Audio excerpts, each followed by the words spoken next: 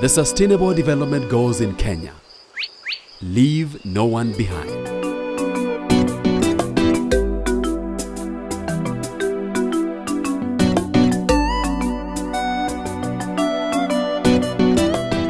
No one will be left behind. We are very happy with our achievements. The achievements are good. Kenya is a few steps ahead of the curve.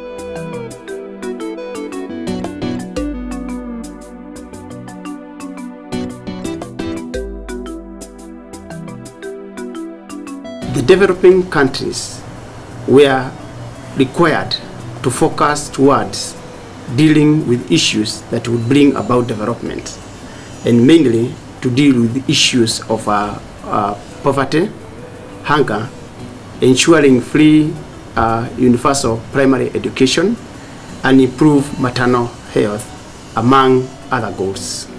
Since the adoption of the Sustainable Development Goals during the United Nations General Assembly Sustainable Development Summit in September 2015, Kenya has managed to make some strides in the implementation of the SDGs and their targets in the country. The Kenya government to put mechanisms in place to prepare for the implementation of programs and projects that would lead to the full realization of sustainable development by the year 2030.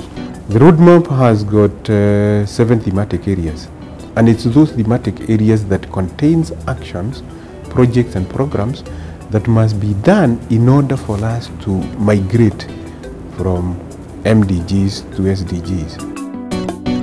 In addition, the Kenya Vision 2030 is well aligned to the Global Development Framework, and its implementation is directly linked towards the achievement of the SDGs. In this regard, Kenya has volunteered to participate in the 2017 High-Level Political Forum in New York City to make a voluntary national reviews, or VNRs, on the country's SDG status so far.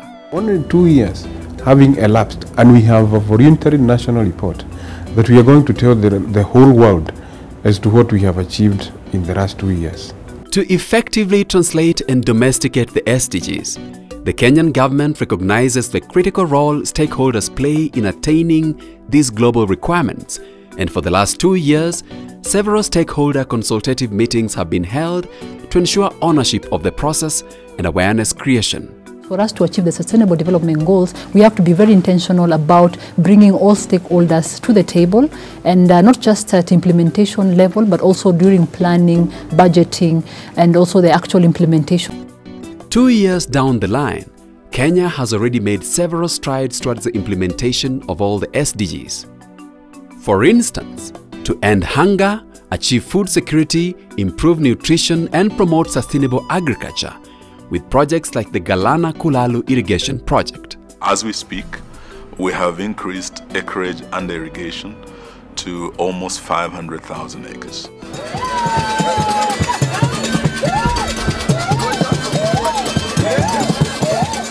To reduce poverty, the Kenyan government is playing an important role by increasing access to social welfare services to the vulnerable, disadvantaged and marginalized populations through the introduction of various programs, such as the famous Inua Jamii program that targets the old people in the country aged 70 years and above. Inua Jamii is a program that aims to assist our most vulnerable elderly persons.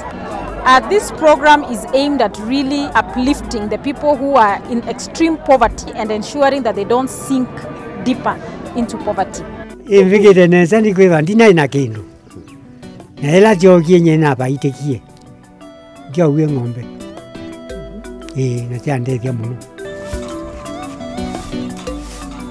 Mwenzangu akiniacha nyumba yangu sikuwa na uwezo wa kuigegea bani sikuwa na uwezo. Sasa hivi nafikiri jimba keji. Every Kenyan deserves a decent life despite the circumstances of birth or life. To ensure healthy lives and promote well-being for all at all ages, the government has been upgrading its health facilities across the country and has been providing free maternal health services at public facilities. With the free maternity services, we have seen the number of women delivering in our facilities rise from a high of 600,000 in 2013 to 1.2 million in 2015.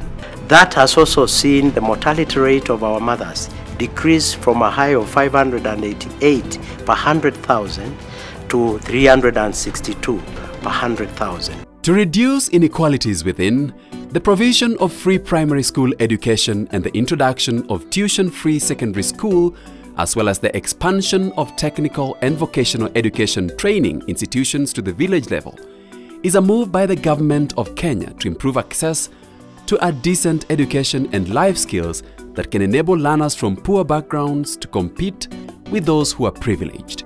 We have made unprecedented investments in technical training in our country. 160 technical training institutions across the country. By 2018, every constituency in Kenya will have a technical training institution. We have put more money to free day secondary education than ever happened before. We are opening up all the doors and windows of opportunity for education to all our children. In an attempt to ensure that there is an inclusive and equitable quality education that promotes lifelong learning opportunities for all, the government introduced the Digital Literacy Program to integrate ICT into teaching and learning for pupils in primary schools. We're now at about 800,000 devices that have been manufactured and are being distributed in the country. Per day, we're doing somewhere around 300, 400 schools. The experience of being in an urban school or a peri-urban or a rural school was almost the same in terms of the way the kids were able to get the devices, interact with them and start operating almost immediately. When you've trained people on technology and they understand it, then they're able to solve their problems. And that's what I see as the huge dividend our kids are going to have. Kenya possesses a significant potential in power generation for geothermal, wind and biomass energy. The government has embarked in developing this sector, which is critical for Kenya to achieve the Kenya Vision 2030. Once operational, it will allow the country to eliminate its thermal generating plants, saving 15.6 billion Kenya shillings. This will ensure access to affordable, reliable, sustainable and modern clean energy for all. The country recognizes the critical role of infrastructure, industrialization and innovation. Efforts towards the development of these sectors have resulted in good progress towards the SDG goals. In aviation, Kenya has continued the expansion and modernization of aviation facilities such as the recently completed Isiolo Airport that is well linked with the LAPSET project on the Northern Corridor. To improve the efficiency of the country's transport system, the President recently launched Phase 1 of the standard gauge railway, well known as the SGR, that connects Nairobi with the country's coastal region. Several road networks have also been constructed both in the rural and urban areas to improve trade, movement of people and services across the nation.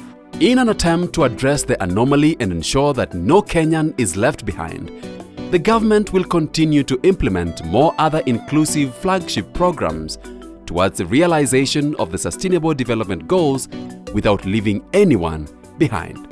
You look at the primary education, we are doing very well in terms of the enrollments, in terms of the gender parity. You find that both boys and girls are almost at par. When you compare the Kenya of the 1990s and the Kenya of the early millennium, the 2000s, and the Kenya of 2015-2016, you'll be happy to write something about the Kenya we are living in today.